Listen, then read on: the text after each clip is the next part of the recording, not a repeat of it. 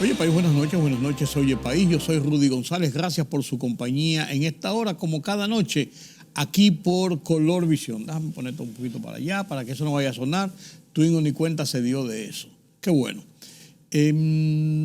La tormenta Franklin se fue, pasó por República Dominicana en un marco de grandes expectativas, de una gran estructura de prevención para mitigar desastres, encabezada por las autoridades, con un buen comportamiento de la generalidad de la población, que se quedó en su casa el miércoles y el jueves, el martes y el miércoles, resguardado ante la cantidad de lluvias que se había anunciado de parte de las autoridades, tanto de meteorología como del centro del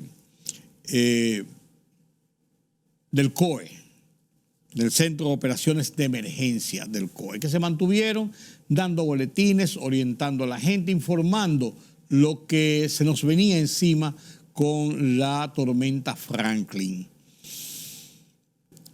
Claro, alguna gente desaprensiva, como estos de Villa Duarte, se fueron a las calles y ahí uno dice, qué pena que ahí no actuó la autoridad con toda la fortaleza posible. Mejor, porque ahí hubiese pasado alguna desgracia, pero no era justo eso que hicieron en Villa Duarte.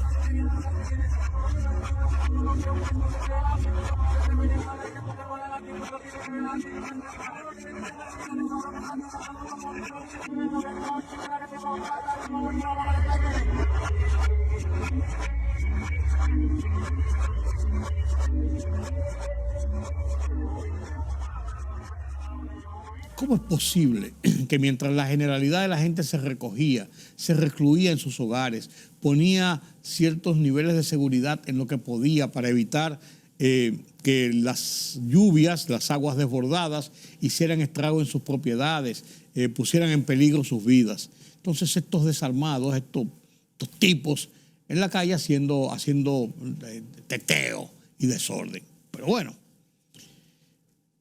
un fallecido, una persona desaparecida, ya se decía al mediodía de hoy que se daban 2 por muertos, daños a la propiedad, a la agricultura, como es lógico, pero las presas tomaron bastante agua, y el tránsito de la tormenta de cara a las costas del sur, su paso por toda la isla la atravesó, y su salida al mar cerca de Puerto Plata, causó muchos momentos de tensión, de angustia a mucha gente a nivel nacional. Por suerte, lo errática de la tormenta, lo desorganizado de sus vientos, la falta de una consolidación que la hiciera más mortífera o poderosa, nos ayudó a transitar este trago amargo. Como dije, la gente se portó a la altura. El gobierno decretó el martes a partir del mediodía y todo el miércoles sin labores, lo cual fue correcto, porque lo que había que evitar es que la gente estuviera en las calles circulando, pero mejor que se mantuviera en sus hogares, en sus puntos de reunión familiar, tratando de protegerse y proteger sus propiedades. Y eso se logró en una gran medida. Por demás, las autoridades estuvieron al tanto, la Defensa Civil, el COE, los bomberos, las Fuerzas Armadas, los voluntarios, la Cruz Roja, o sea, todos los organismos de socorro, de asistencia del país, estuvieron trabajando arduamente, y la prensa, principalmente las cadenas de televisión como SIN, de este canal, que se transmite por este canal, con Alicia Ortega, que hizo una labor de 24 horas incansable. Nairobi, Vilorio y Alicia Ortega se llevaron las palmas, horas y horas y horas transmitiendo y haciendo enlaces con reporteros por todo el país, sus reporteros por todo el país, no solamente los que están destacados como corresponsales, sino que enviaron de su equipo élite de la capital a diferentes puntos que podían ser neurálgicos.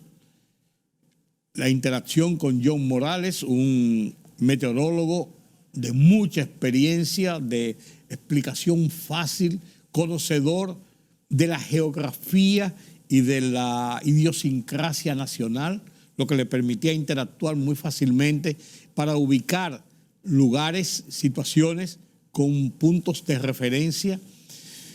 CDN hizo un buen trabajo, un excelente trabajo también.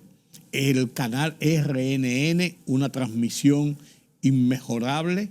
Lo hizo también Telenoticias, el canal 11, lo hizo el grupo Telemicro, lo hizo el canal oficial, canal 4 y el 17, 24 horas transmitiendo boletines, informaciones, comentarios, haciendo trabajos de enlace con reporteros. O sea, la labor de la prensa fue inmejorable para mantener a la población informado del tránsito, de la tormenta, de las medidas oficiales de protección, de lo que estaba ocurriendo para que no hubiese desinformación, para frenar, diría yo, aunque sin proponérselo, pero se lo lograron, que las redes sociales, un grupo de personas que son vagos y desalmados, que se ponen a inventar cosas y a dar falsas noticias, no tuvieran efecto porque las grandes cadenas de televisión y de la prensa escrita, Listín Diario, Diario Libre, El Día, Nuevo Diario, El Caribe, mantuvieron en sus portales de website también informaciones constantes e incluso videos de lo que estaba ocurriendo. Pasamos este tránsito y gracias a Dios no tuvimos calamidades más serias, 2 muertes, una es mucho, no tuvimos más muertes, más destrozos. El gobierno evalúa hoy, las autoridades evalúan qué está pasando para ir en auxilio de los lugares que han sufrido los problemas relacionados con el paso de la tormenta. Esto ya debe ser parte de nuestra historia, a recuperarnos. Ya las aguas han bajado, ya cesaron las lluvias. Ahora hay que mirar hacia adelante. ¿Cómo es lo correcto? Pasamos el trago amargo, mirar hacia adelante. Y eso es lo que tenemos que hacer como buenos ciudadanos, el día a día seguirlo. Mientras tanto, tuvimos la oportunidad de disfrutar, señores, en el medio de las tensiones del paso de la tormenta, a Marileidy Paulino. Sí, señor. Qué buena atleta en el campo y pista. Nos recuerda a Jovelyn, nos recuerda a, ¿cómo se llama este otro muchacho? Félix Sánchez. Nos recuerda a muchos grandes que han hecho historia para República Dominicana en las pistas mundiales. Marileidy ganó oro en Budapest, en las Olimpiadas en Budapest, ganó oro, se clasifica mundial su victoria y ahora iba de camino a China para seguir en otras competencias, todo esto caminando de cara a las Olimpiadas. Qué gran exposición de Marileidy Paulino. Déjenme compartir con ustedes este minuto y tanto de esta victoria, de esta carrera de Marileidy, para que ustedes vean la grandeza de esta joven atleta dominicana. 200 creo difícil que sea la ganadora. Y como se suele decir, ¿no? En el 400 nadie acelera, todas pierden y la que menos pierde es la que gana, ¿no? Correcto. Como decía Javier Moracho, todos ahí tocan el tambor, que te pones ya ahí a bracear y no avanzas, como los dibujos animados cuando corres y no avanzabas, ¿no? Por ahora es Klaver. Bueno, Klaver ha salido imponente también con ese cuerpo que tiene, que nos recuerda a otra neerlandesa, ¿no? Así pues. Desni Schippers. Y Klaver va claramente por delante. Kaczmarek por detrás, Paulino muy bien. Parece que Kaczmarek. Paulino ahora ya va por delante. A ver el contraataque si puede. Está decepcionando por ahora la polaca. Paulino va con una zancada larguísima. Paulino Ya no le pueden coger a Paulino. Atención a la marca de Paulino. Atención a la marca de Paulino. La polaca que va a ser plata. La marca de Paulino, 47-48. Sí. 48-77. Plata la polaca. Bronce la de Barbados. Y la marca de Paulino de 48-77 es la quinta en la historia de los campeonatos. Y qué bueno que tenemos esta presea de oro, no solamente por la presea, sino que el nombre de República Dominicana, el himno dominicano, se cantó y la bandera ondeó. Ella corrió con su bandera después de pasar la meta, agarró su bandera y la exhibió en todo el escenario allá en Budapest. Grande Marilady, qué buena noticia nos da en medio de todas estas tensiones, de la explosión de San Cristóbal, del paso de la tormenta Franklin, de todo esto que ha estado ocurriendo. No cabe dudas que lo ocurrido en la conformación de una alianza estratégica que se está cuajando, pero ya se firmó el primer paso y se da como un hecho oficial las negociaciones entre el PLD, la Fuerza del Pueblo, y el PRD, van a presentar un nuevo escenario de cara a las elecciones del 2024. Y yo quiero insistir en que este tipo de alianzas, en que este tipo de negociaciones, en que este tipo de conversaciones, sin importar los partidos y sin importar lo que signifique a final de cuentas las preferencias electorales, sino el ejercicio de negociar, de pactar, de conversar, fortalece el sistema institucional electoral de República Dominicana, seriamente zarandeado y cuestionado por toda América Latina. Por toda América Latina, donde las desavenencias, los enconos, los egos impiden siquiera que haya un sentido de conversación. Y esta es la democracia. Yo digo que la democracia a nosotros se fortalece cada día más. Lo que pasó en el 2020, en las elecciones municipales, cuando hubo que suspenderla, fue un resbalón del que se repuso rápidamente la democracia y el país, convocando a las elecciones el mes siguiente y dándole continuidad y finalización con las elecciones de julio. Se celebraron los dos torneos en medio de pandemia y se logró sacar nuevas autoridades, representantes municipales, congresuales y en la presidencia. Y eso, vuelvo y digo, fortalece nuestro sistema institucional, el sistema de partidos, el sistema democrático. Enhorabuena para el país. Y un hecho que no habíamos comentado es la muerte de Angelita Trujillo a los 84 años en Miami, con lo cual termina la dinastía de Trujillo prácticamente. Muerto el dictador, salieron sus hermanos y sus hijos al exilio. Los hermanos han ido muriendo. Negro, Petán, todos han ido muriendo.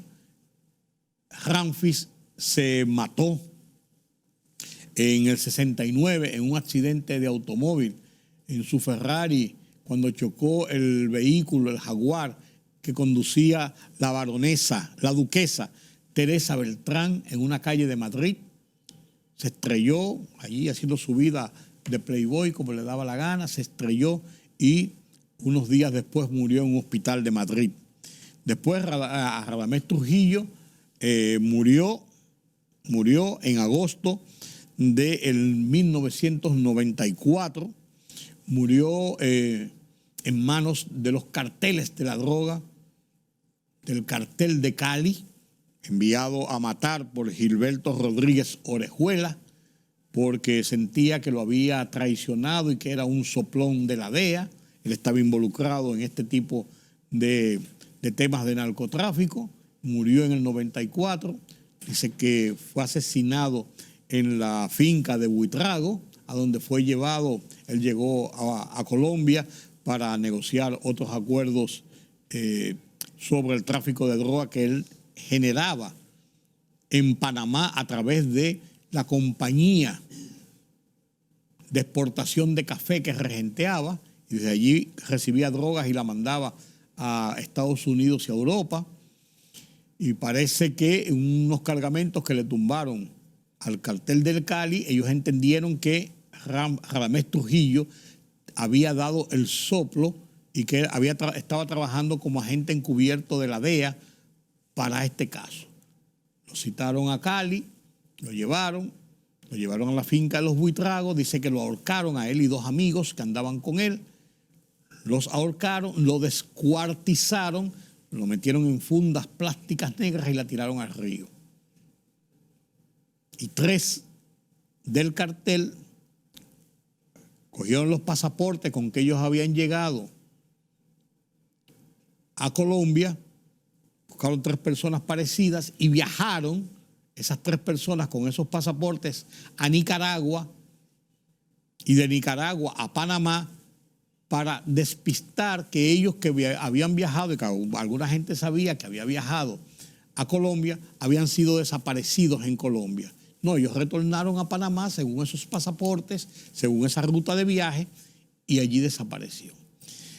Ahí murió el segundo de los hijos de Trujillo. Y el tercero, que era Angelita, que vivía en Miami, vivió 6 años en España cuando se fue de aquí, exiliada junto con sus hermanos y sus tíos. Vivió en España y después se radicó en Miami. Vivió en Nueva York, en New Jersey, un tiempo, y después se radicó en Miami.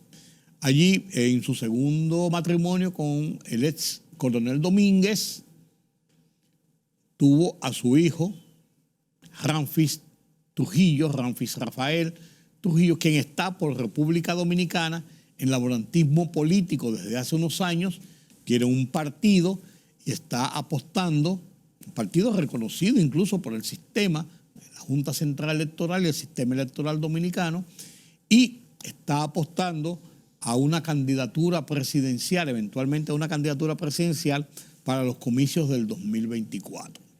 Con la muerte de Angelita, vuelvo y digo, termina prácticamente la dinastía directa del dictador Rafael Trujillo, muerto el 30 de mayo de 1961. Su hijo, Ramfis, se encargó de asesinar al grupo que había sobrevivido a la muerte de Trujillo, con excepción de Luis Jamía Matió y Inver Barreras, que se mantuvieron ocultos, a los que ellos lograron, los remanentes del Trujillato, lograron arrestar, los ejecutó en la Hacienda María un día antes de él irse en el yate Angelita, se dice que cargado de dinero, y salir del país. A lo que le siguieron sus tíos, Petán, J. Arismendi, y Negro, Héctor Bienvenido, quienes todavía estaban por aquí pululando, dando vueltas, se habían ido, habían vuelto y decidieron irse. Balaguer dirigía el país a través de un Consejo de Estado y ahí se derrumbó definitivamente toda esa estructura de los Trujillo directamente en República Dominicana. Balaguer salió en enero posterior al año siguiente y esto ya desmembró toda la estructura de gobierno que tenía la familia Trujillo en República Dominicana. Quedaron remanentes militares y todo esto fue bajando de tono, algunos acólitos del régimen, pero ya todo fue más fácil ir haciendo las transformaciones. Yo soy de los que digo que el trujillismo terminó con Trujillo. Hay gente que todavía proclama el trujillismo por ahí, que dice que sí, que el trujillismo, y que este nieto de Trujillo, incluso Ramfis Rafael, que está haciendo política aquí, es una reencarnación o un seguimiento de la dictadura. Yo creo que no. Yo creo que la dictadura terminó el 30 de mayo. 30 de mayo y consecuentemente la salida de los hermanos, los hijos sí han ido muriendo todos. Esa es mi opinión. Esa es mi opinión. Pero cada uno piensa como entiende. El caso de Prigozhin lo vamos a analizar con mucho más detalles después del primer bloque y después que conversemos con Carlos Cuello y la economía. En mi columna de esta semana, en Listín Diario, la escribí con mucho dolor, la escribí muy del corazón. Conocí a esta joven mujer, manicurista,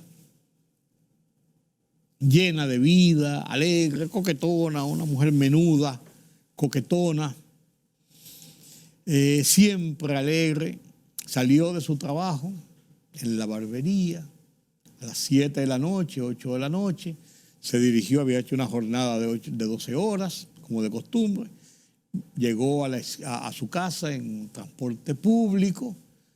Cuando iba caminando para llegar a pocos metros de su casa, un delincuente, pistola en manos, trató de arrebatarle la cartera, donde iba un celular y los pesos de las propinas que se había ganado ese día.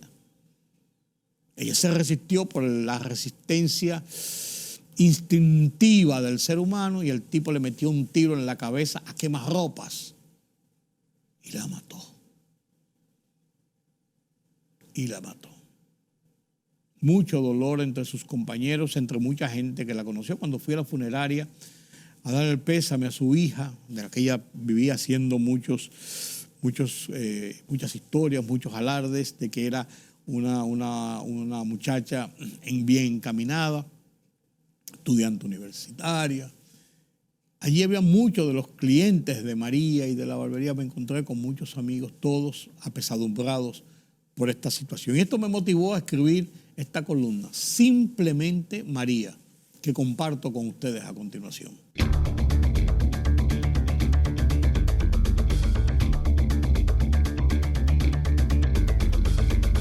María del Carmen Ureña, un nombre común que lo encarnaba hasta la noche del viernes último, una mujer llena de vida, trabajadora, alegre, con una coquetería inocente y agradable que le caracterizaba.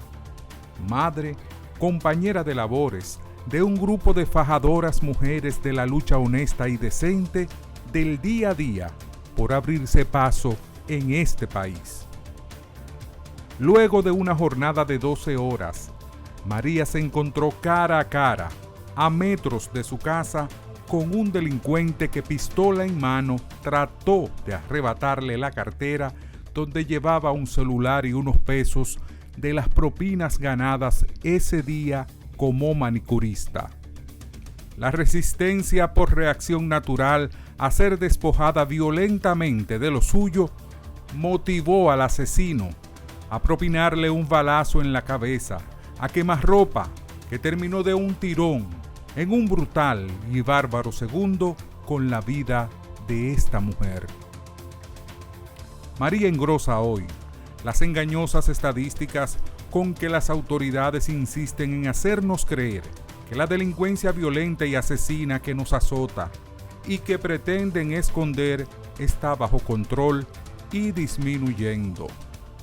Una violencia callejera criminal que vemos a diario en los noticiarios de televisión, en videos que no dejan dudas, en relatos a borbotones, en las reuniones de amigos, en salones de belleza, en sillones de barbería, en el seno de las familias.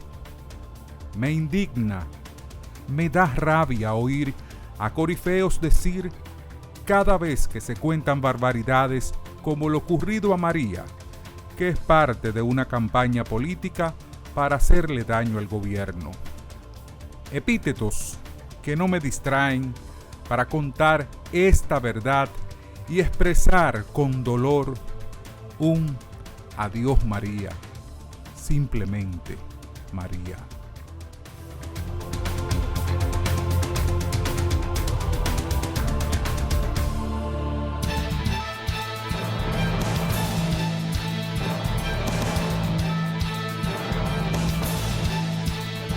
El centro de la tormenta tropical Franklin abandonó el territorio de República Dominicana mientras se desplazaba desde esta mañana por aguas del Océano Atlántico, aunque el campo nuboso podría generar en las próximas horas lluvias significativas El director del Centro de Operaciones de Emergencias COE, Mayor General Juan Manuel Méndez, anunció la disminución de los niveles de alerta en todo el territorio nacional, que ahora pasa a alerta amarilla. Franklin se alejó del país, dejando a su paso 2 muertos, 2.760 carreteras y caminos vecinales afectados, 547 viviendas afectadas, 351 personas en albergues, 280 movilizados, mientras 120 acueductos fuera de servicio y 1.603.152 usuarios afectados, además de 47 circuitos eléctricos afectados. El presidente Luis Abinader restableció todas las actividades a partir de las 8 de la mañana del día de hoy, tanto en las escuelas como en todas las actividades comerciales, industriales y empresariales de todo el país. Y el director del Centro de Operaciones de Emergencias COE, Juan Manuel Méndez, informó que fue hallado el cadáver de un individuo que la noche del martes se arrojó a la cañada de Guajimía en Santo Domingo Este, por lo que suman 2 los fallecidos a causa de la tormenta Franklin. La otra víctima mortal fue identificada como Carlos Marino Martínez, de 33 años, que fue arrastrado por una cañada en la localidad de Atillo, en la provincia de San Cristóbal.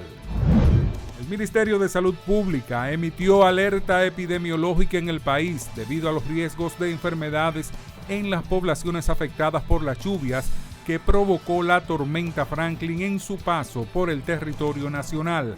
A través de un comunicado del Viceministerio de Salud Colectiva, la institución señaló que la finalidad de la medida es asegurar la atención de la población, en particular la desplazada a albergues, casas de familiares, amistades y otros centros colectivos, a fin de fortalecer el sistema de vigilancia de enfermedades de notificación obligatoria relacionada al evento y establecer medidas de respuesta y control ante posibles brotes de enfermedades.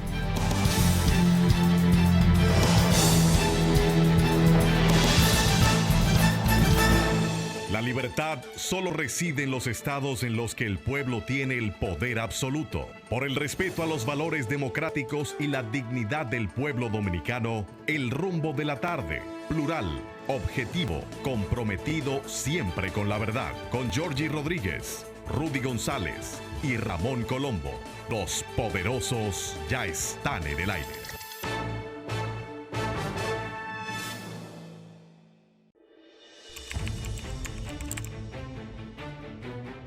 Periodismo de investigación, columnas, opinión, análisis, reportajes de fondo.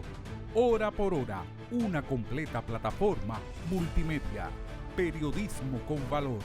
Noticias horaporhora.com.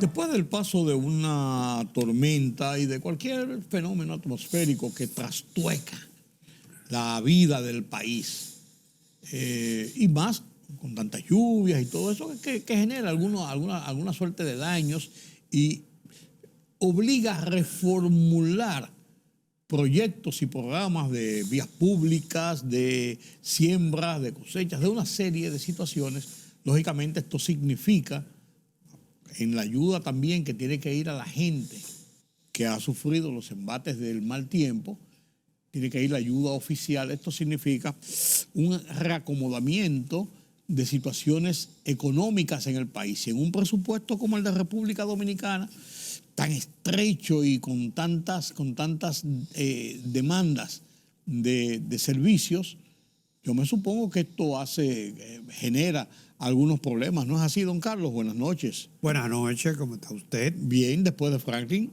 Pero yo creo que esto obliga a hacer algunas adecuaciones en los programas económicos del gobierno. Bueno, más allá de Franklin, recuérdese que está, ya aprobado incluso por una de las cámaras del Congreso. La reforma. Hay un presupuesto complementario, ¿no?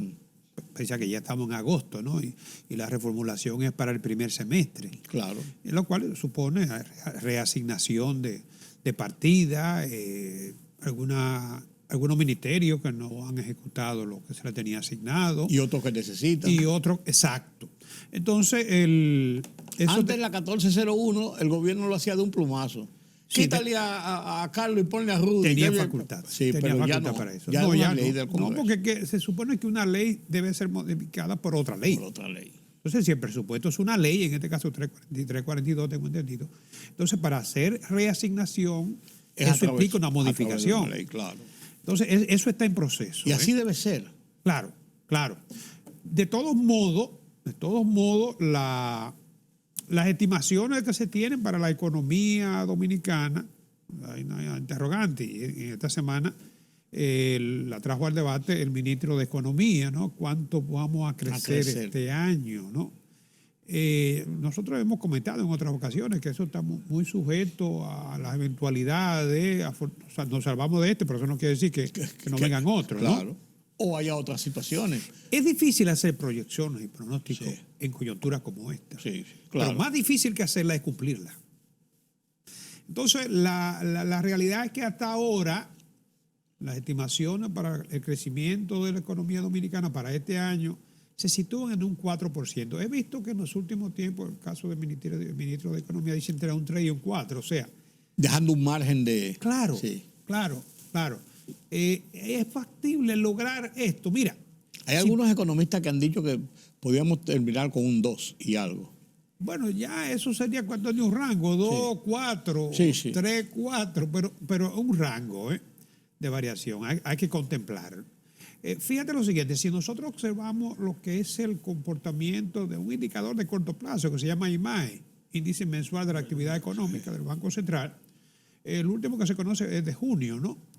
Y la verdad es que para el mes de junio el crecimiento fue inferior al de mayo. O sea, se vio afectado.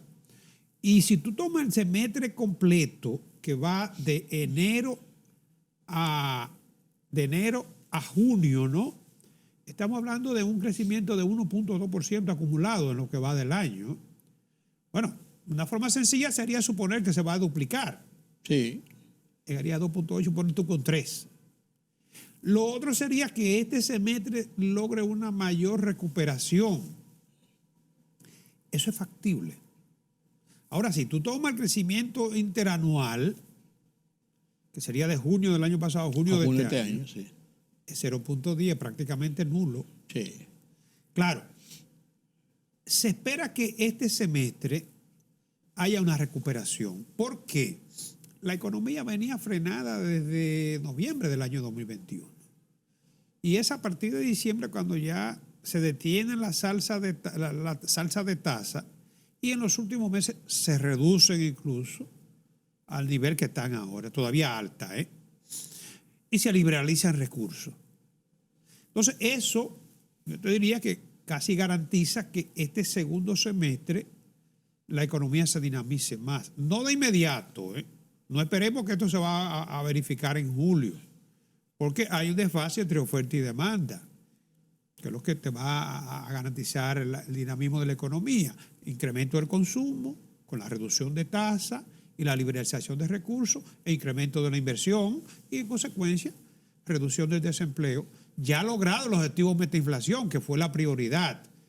Habíamos comentado antes que una política monetaria restrictiva logra controlar la inflación, pero lamentablemente ¿no? desacelera el crecimiento. Pero tenemos el componente de que también los precios inestables del petróleo nos pueden afectar.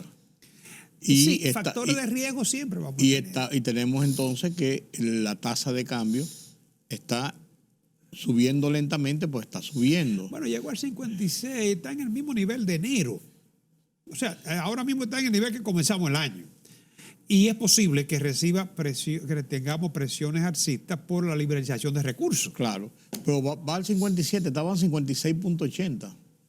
Ojo. Sí, pero eso es, como te digo, es uno de los efectos no deseados de la liberalización de recursos. Claro, pero lo que te quiero decir, pues son elementos que pueden trastocar una serie de planes, de inversiones, todavía no tanto porque llegamos Y a ha sido muy, tener y ha sido muy, más alta. y ha sido muy suave. Pero no, y además llegamos a estar por encima. Ujú. Entonces, en ese sentido todavía no es alarmante, pero es un factor de riesgo, claro está, y de dificultad para conseguir lo proyectado, ¿no? En todo caso, para lograr ese crecimiento, como te decía, de un 4, si estamos ahora en un 1.2, 1.2. óyeme, más que duplicar Sí, claro. el esfuerzo de este primer Claro, semestre. claro. O sea, es probable que nos quedemos por debajo del 4. Ojalá lleguemos al 3. No, tendríamos que casi triplicarlo. No, triplicando sería un 3.6. Sí, un 3.6, claro. O sea, para estar en el medio de 3 y 4. Sí, ¿no? sí. De todos modos, como te digo, todavía este trimestre no se va a notar. Habrá quizá un ligero despegue, ¿no? Pero no se va a reflejar lo que es, digamos, lo que son los incentivos, los estímulos que se le están haciendo a la economía. ¿Por qué? Porque no es de inmediato que tú vas a conseguir el efecto en la producción, en la oferta, en la misma demanda. ¿Podría frenar el desarrollo y la inversión del gobierno los temores, pero también las previsiones que está dando, por lo menos públicamente, el presidente de la República a sus funcionarios? Cuidado con el tema de usar recursos para hacer cosas y de cuánto que se vean como tema de reelección. ¿No podía eso restringir un poco la inversión pública? Mira, la inversión pública es clave, y más cuando se cae la actividad económica, ¿no? Entonces, la inversión pública puede ser el factor, digamos, el poder garantizar una inyección de recursos. Lógico, por eso es que te digo, si el tener el cuidado, el temor, mira, no te meten en esto, porque eso se va a ver como tal cosa, o eso es peligroso. No podría quizás. Pero yo pienso que en la inversión pública, ahora en este último año de gobierno, año electoral, sobre todo, hay que pensar en mayo, no en el año agosto. No, estamos pensando en el año de elecciones. Fíjate que si tú observas el gasto de capital, el año de mayor inversión de capital del gobierno es este, en lo que va del año. Ok. Con el 44% de los recursos entre Santo Domingo y Santiago, que es más del 40% de la población, Claro, ¿no? y de los votantes. Claro. Y además hay obras de grandes megaproyectos, ¿no? Algunos de los cuales estaban ya esbozados. Sí, o en camino, Por claro. ejemplo, el del metro, tú tienes proyectos ahí ya hasta el aeropuerto. Eso, no hay que desenvolver el proyecto y actualizarlo. Los de Montecristi y Manzanillo son mucho de inversión privada. Sí, y el de Santiago también, el monorriel y todo eso. ¿Por qué los proyectos se van hacia las grandes ciudades? Lamentablemente, en la asignación de recursos se piensa primero en el retorno. Claro. Pues tiene lógica. Claro. Tiene lógica. Valor agregado. Cuando tú le metes el metro, lo extiende hacia los Alcarrizos, óyeme, eso tiene un retorno rápido. Indudable. Y además, Motoriza. mejora mucho la calidad de vida. Claro, motoriza la economía, el comercio y la calidad de vida de la gente. Sí. Entonces, como te digo, la inversión pública se va a acelerar. Ya se refleja en la ejecución presupuestaria que aparece en la DIGEPRE y va a seguir acelerándose. Eso también puede estimular el crecimiento para este segundo semestre. Sí, y debe haber una inversión mayor después, por lo que hablábamos inicialmente, el tema de las tormentas, del caso San Cristóbal, donde el gobierno tiene que buscar cientos de millones de pesos para poder enfrentar las demandas que pide la gente de ayuda. Sí, y la inversión privada también puede ser que se dinamice más, sobre todo en la construcción, porque la tasa de interés, al estar bajando, pues eso hace más factible el proyecto de inversión. Lo hace posible. Pero, por ejemplo, se ha hablado mucho, y tú has hablado en muchas ocasiones, sobre el tema de la reforma fiscal, sobre el tema de la búsqueda de mayores ingresos, y uno de los temas que está planteado dentro de ese entorno es el tema del anticipo, el cobro del 1.5% del anticipo de impuestos sobre, tomando como parámetro las ganancias del año anterior de una empresa, entonces te cobra un anticipo de lo que se presume que tú vas a ganar este año. Claro, el anticipo es un pago anticipado, como se llama. Sí, anticipo. Un pago hecho con antelación que se te va a reconocer al año siguiente. Sí, no es que, sí, es parte de tus impuestos que tú tienes que pagar. Si tú ganas. Pero si no ganas, Porque parte de la premisa de que tú te debes ganar por lo eso menos o más. eso o más, correcto. Claro, claro. Entonces, si tú ganas un poquito más, bueno, va a liquidar. Sí. Te va a pagar lo mismo. Con eso que ya anticipaste. Claro. Eso no es exclusivo de República Dominicana, hay que decirlo. Sí. Y no es nuevo.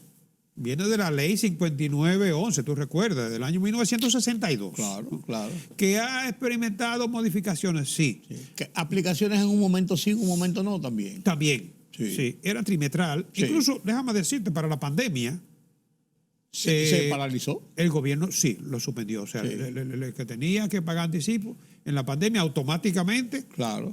se le quitó. Que fue una buena medida porque no tenía sentido si tú no estabas produciendo, pagar sobre el beneficio del año anterior con un año que era muy incierto y que arrojaba la visión de que te iba a dejar por Claro. debajo del año anterior. Claro, ahora es injusto. Bueno, hasta cierto punto usted está partiendo de la premisa que tú te vas a ganar el año siguiente lo que te ganaste este año. Sí, Y además a ti te suben los costos. sí.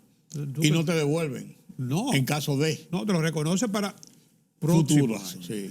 Pero mira, ¿qué le representa esa fuente al gobierno? Estamos hablando que le representa el año pasado, 136.895.8 De millones. adelanto de impuestos. Eso significa un crecimiento de un 63.4%. O sea, ¿tú sabes cuántos son mensualmente? 9.000 9.000 millones. millones de pesos. ¿Puede desprenderse esto cualquier otro gobierno No. de golpe y porrazo de esa entrada? Es muy difícil. Pero es más del 10% de los Claro, ingresos. claro. Entonces, eso llegó para quedarse. O sea, el gobierno... No significa que es justo. bueno, Yo digo justo en la medida en eso de que es un incierto de que si tú vas a ganar este año lo que ganaste el año habría anterior. que ver la alternativa. Porque yo digo también, porque hay otra parte. Las pymes a veces se hacen sus resabios con el anticipo. Pero tú sabes una cosa, que el 90% lo pagan el 3% de los grandes contribuyentes. Sí, claro. Entonces los pequeños que se queden callados. Sí, Porque en definitiva, el grueso de ese anticipo lo pagan contribuyentes que tienen. Tú viste los bancos los otros días que espontáneamente Sí. dieron Sí, 25.000 millones. sí, Carlos, pero la inversión de pagos anticipados de impuestos afecta más a los pequeños que a los grandes. Pero es que los pequeños. Porque los volúmenes que manejan los grandes y la seguridad de sus negocios está mucho más consolidado que la de los pequeños. Pero que muchos pequeños están exentos porque se acogen a programas especiales, Todo eso. es otros verdad. buscan defensa. Todo eso es verdad. Pero mira, más injusto que el anticipo, ¿tú sabes qué es? El 1% que tú hablabas. Que tú pierdes. Entonces, si tú tienes en activo 5 millones de pesos, tú vas a pagar 50.000 por el 1% de esos 5 De esos millones. 5 millones, claro. Y como tú ganaste, porque reportaste la ganancia del 1%, también tienes que pagar anticipo. Sí, Entonces, eso es más injusto. es más injusto. Pero, de todos modos, eliminarlo habría que buscar alguna otra Pero alternativa. hay un movimiento sobre eso. Está puesto en la mesa de discusión el Sí, tema. pero no eliminarlo de golpe y porrazo. Habría que ver cómo se va a compensar esa fuente de entrada del gobierno, porque tú podrías decir demagógicamente, vamos a eliminarlo. Y después, el déficit que se te va a presentar, la presión, ¿de dónde tú vas a sacar para cubrir los gastos? ¿Te va a endeudar indefinidamente? Sí, porque tú lo tienes dentro de tu presupuesto de Pero ingresos. claro, pero no de ahora. Sí, Añales. siempre. Entonces, no es tan sencillo, ni creo que beneficie a la economía en su conjunto, porque los déficits es peor el efecto que tendría un déficit sobre la finanza En pública. sentido general. Ahora mismo estamos financiando los déficits porque hemos encontrado colocación de instrumentos financieros en los mercados internacionales. Pero tú sabes que las alternativas a los déficits son o emisiones inorgánicas o sencillamente el gobierno le quita la fuente de financiamiento a la actividad privada y lo usa para colocar sus títulos de deuda, como Así quiera, así o es inflacionaria o tiene un impacto negativo sobre la economía. Como quiera lo va a tener. Entonces somos como dice, atrapados y sin salida. El menos malo, como decía Churchill de la democracia. Atrapados y sin salida. Sí, sí. Mira, Carlos, esta semana el BRICS se maneja. Se amplía los participantes en el famoso BRICS, que comenzó con 5 y ya se ha ido ampliando, pero también se habla de estrategias nuevas para países como América Latina que podrían tener algunos beneficios en este sentido, encabezado por el gigante Brasil, que es parte de ese conglomerado. Bueno, tú sabes que el acróstico es Brasil, Rusia, India, China y Sudáfrica. Son 5. Los grandes son 7. Sí. El grupo de los 7, ¿no? Que ellos dicen que es un G7. grupo elitista. El G7, claro. Entonces, Europa y Estados Unidos. Entonces, bueno, mira, cuando uno coge la cifra de lo que representan los BRIC en la economía mundial, uno dice, bueno, pero es un grupo considerable, un grupo a tomar en cuenta, ¿no? Lo que noté en algunos discursos es que hay aquí como un interés en buscar una rivalidad. Sí, así. Esto, tú sabes, el papel de Rusia ahora mismo en lo que es la geopolítica, ¿no? Pero también hay entre ellos contradicciones. China y la India, que tienen problemas de frontera y de grandeza poblacional. Sí. Entonces, Que la India pasó a la China. Bueno, entonces fíjate. Andan ahí pegados juntos, pero dice que lo pasó Pero fíjate, población mundial en población. tiene 3.200 millones. No es tanta ventaja tener una población grande. No. A veces al contrario, para fines de desarrollo, eso te retrasa. Así Una es, retranca. Así es. Además, de una población en pobreza. Porque Eso es lo la que te iba a gran decir. mayoría es en pobreza. Si Eso fuera es lo que en abundancia, tú dirías, bueno, vamos arriba. En pobreza. Pero es muy difícil. La población, cuando es tan grande, se convierte en la principal retranca. Igual que una familia. Tú tienes 3, 4 hijos. Bueno, eso tú lo ves en los países subdesarrollados. Tú le puedes dar educación, buena formación a 2 o 3 hijos. Pero si tú tienes 12 o 14, Imposible. lo mismo para el caso, ¿no? Población mundial, 3.200. El 40% de la población mundial está representada en el grupo de los BRIC. Superficie terrestre, el 30%. O sea, el 30% de la población mundial vive en una superficie terrestre, 40% en el 30% de la geografía, ¿no? PBI mundial que representan ellos, 26%, 18% del comercio mundial. Se habló ahí de que sacó una moneda. Óyeme, eso es ilusión. Sí. Porque es muy fácil decir que tienen el 18% del comercio mundial. Pero ¿qué porcentaje de ese 18 es con Occidente? Casi todo. Satanizado por Putin, claro. Claro, ¿quién es el principal cliente de China? Claro. Pero además, ¿y de dónde salen muchos de los recursos? No recursos naturales, porque vamos a estar claros. Se lo escuché una vez, decía un primer ministro de Israel. La desgracia de muchos países es tener muchos recursos naturales. Japón no tiene recursos naturales. Israel no tiene recursos naturales. Porque la exportación de materia prima no es lo que le da el desarrollo a un país. América Latina tradicionalmente ha sido exportador de materia prima. Caso de petróleo, la condición monopólica. Sí, es una excepción. Exacto. Incluso en América Latina tenemos, según se dice, las mayores reservas de petróleo del mundo. Claro, lo que se localizó ahora en Guyana y lo que tenía Venezuela. No, pero Venezuela. Sí, por eso te digo, Venezuela, Guyana, toda esa zona ahí, México, Ecuador. Pero el caso de Venezuela. Sí. Se supone que tiene las mayores reservas de petróleo del mundo. Y ahora mismo se estima que alrededor del 80% de la población está en la pobreza. Sí, sumido en la pobreza, claro que sí. Entonces, fíjate, ellos tienen un PBI per cápita. PBI per cápita. Rusia tiene $15.345 per cápita. China, 12.720, un poquito más que nosotros.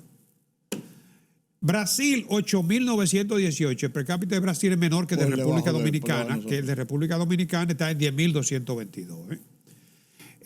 Sudáfrica, 6.776. La mitad de nosotros, casi. Y la India, 2.389. Lo que te digo, sumidos en la pobreza. El per cápita, claro. Entonces, el promedio mundial per cápita es de $12.647. ¿Tú sabes cuál es el per cápita de Estados Unidos? $76.398. Porque la economía norteamericana sola representa el 25% de los 100 billones de dólares de la economía mundial. Claro. La economía de oferta y demanda. Pero además de consumo. Estados Unidos y Occidente sale gran parte de la tecnología y de los avances del conocimiento, de los royalties para producir en cualquier país del mundo. Así es, así es. Entonces, el PBI de China, 18 mil millones de dólares, 18% del PBI mundial, es la segunda economía del mundo, es cierto. Y se espera que para 2050 ya sea la más grande del mundo. Pero, ojo, si tú le repartes el PBI mundial a China ahora, el per cápita queda por debajo de Taiwán, quedan 18 mil millones de dólares. El producto de la economía mundial ahora mismo. Y si tú le repartes el producto PBI de Estados Unidos a China, se quedaría con 18 mil, por debajo de Taiwán. Entonces, PBI de Estados Unidos repartido entre China sí sería 17.7, Sí, ¿no? casi 18.000. Taiwán tiene 22 o 23 mil millones. Millones de dólares. Sí. Per cápita o por cabeza, ¿no? Entonces, el problema no es nada más tener un PBI alto. El desarrollo implica algo más que riqueza.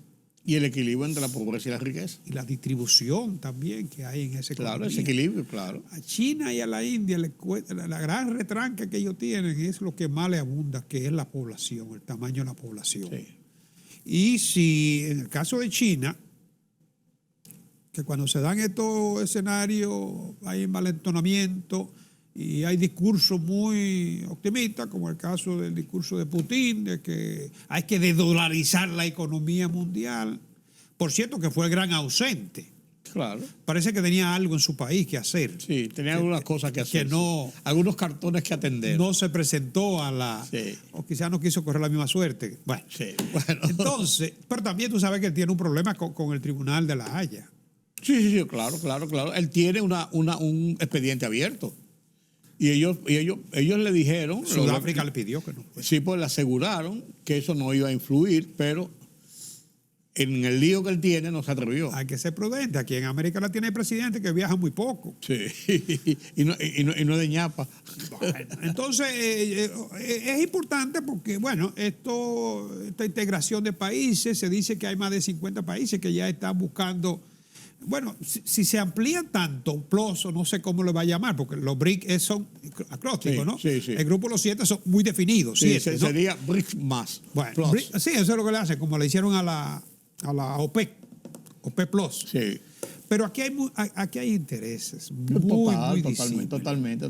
Rusia tiene unas aspiraciones geopolíticas China la que suya, solamente India se la fundamenta en el poderío militar, porque como economía, el PBI de Rusia no es más que el de Corea del Sur. Sigue siendo un exportador de materia prima. Sí, totalmente. Y esto, bueno, como bloque yo creo que es importante la integración de las economías, pero que tú como bloque quieras venir... Hacerlo para competir frente a los otros, no, el sentido no es muy práctico. Que no creo que todos tampoco vayan en esa dirección, porque a Brasil no le conviene pelearse con Estados Unidos. Ni le conviene ni lo va a hacer. La India mucho menos, No, claro. porque la India se considera la democracia más grande del mundo, porque tiene un sistema también democrático, a diferencia de China y de Rusia. China ha comprado mucho oro en los últimos tiempos pues ellos están tratando de que su moneda sea la que se internacionalice. Pero habría que ver Rusia orgullo con su moneda también. Sí. Y sus afanes imperiales. Además, dudo que los bancos centrales del mundo hagan reserva en una economía tan centralizada donde todas lo que son las decisiones Totalmente de acuerdo. radican en un partido, en el Partido Comunista. Totalmente de acuerdo. Bueno. Don Carlos, gracias. La semana que viene nos vemos de nuevo para Si Dios seguir quiere. analizando la economía nacional e internacional, Así será. porque esto de día a día se ven cambios. Así es. Sí, señor. Gracias por acompañarme en este conversatorio con Carlos Cuello sobre la economía nacional e internacional. Permítame la pausa.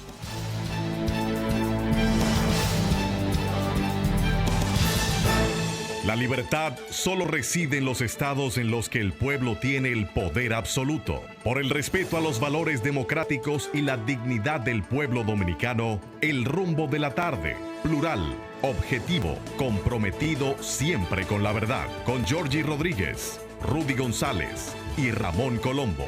Los poderosos ya están en el aire.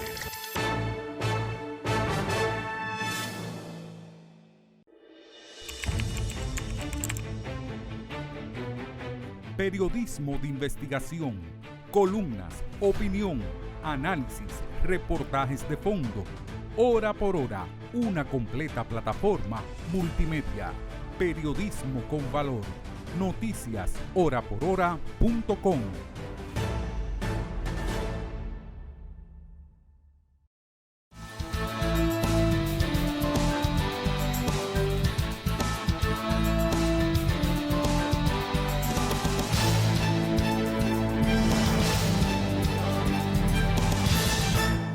Señores, y al señor Prigozhin, el reverde, el hombre del grupo Wagner, de los mercenarios del grupo Wagner, una organización, una estructura formada por el presidente Vladimir Putin de Rusia, y este Wagner, un mercenario que sirvió incluso últimamente en atrocidades de las que cometían los rusos contra Ucrania. El hombre se le rebeló. Uno no sabe ya si fue rebelión o no fue rebelión. Y en esta semana, el avión en que viajaba de Moscú a San Petersburgo, lo cayeron. Se cayó. Y hay imágenes que se ve a este avión desplomándose de una forma no usual por un accidente en el aire, tampoco usual.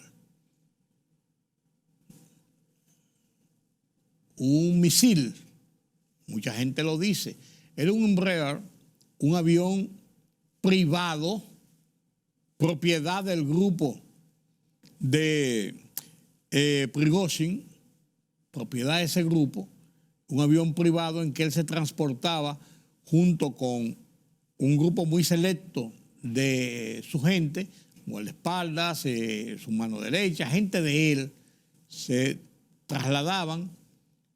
Y según las informaciones, él acostumbraba a no tener públicamente cuál es el sitio o cuál es el medio de transporte que estaba usando. Así él va a viajar a tal sitio y así salió en este avión, pues no, él andaba en otro. O no se iba por ahí, se iba por carretera, o se iba por otras vías, por tren. Buscando no estar ubicado por los remanentes del régimen. Y esto dicen todas las agencias y los analistas que lógicamente esto fue lo que se preveía.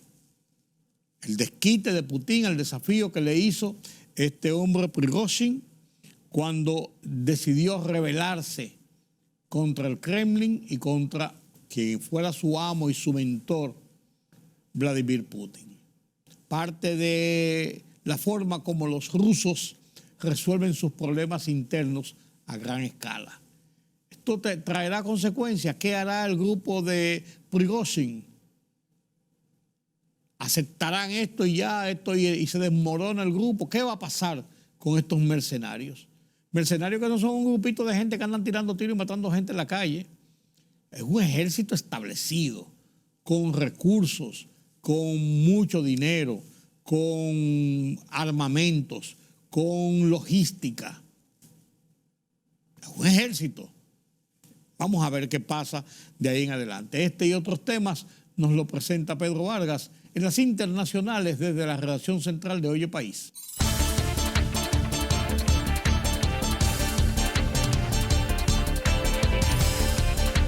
El líder mercenario ruso Yevgeny Prigozhin y los altos cargos de su empresa militar privada Wagner fueron dados por muertos en un accidente aéreo que está ampliamente considerado como un asesinato 2 meses después de organizar un motín que mermó la autoridad del presidente de Rusia, Vladimir Putin.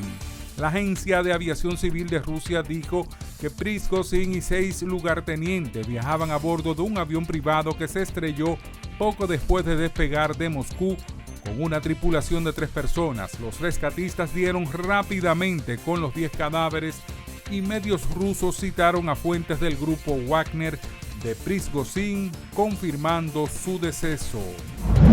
Japón comenzó a verter al Océano Pacífico más de 1 millón de toneladas de agua radioactiva procedente de la planta de energía nuclear de Fukushima, según recogen medios locales. El expresidente de Estados Unidos, Donald Trump, presidente entre 2017 y 2021, fue fichado este jueves por las autoridades en una cárcel de Atlanta, en Georgia, tras haber sido imputado por su intento de revertir los resultados electorales de las presidenciales de 2020 en ese estado. Se espera que el republicano quede en libertad después de que el personal penitenciario le haya tomado las huellas dactilares y una fotografía policial y tras depositar los $200,000 de fianza acordados con la fiscalía.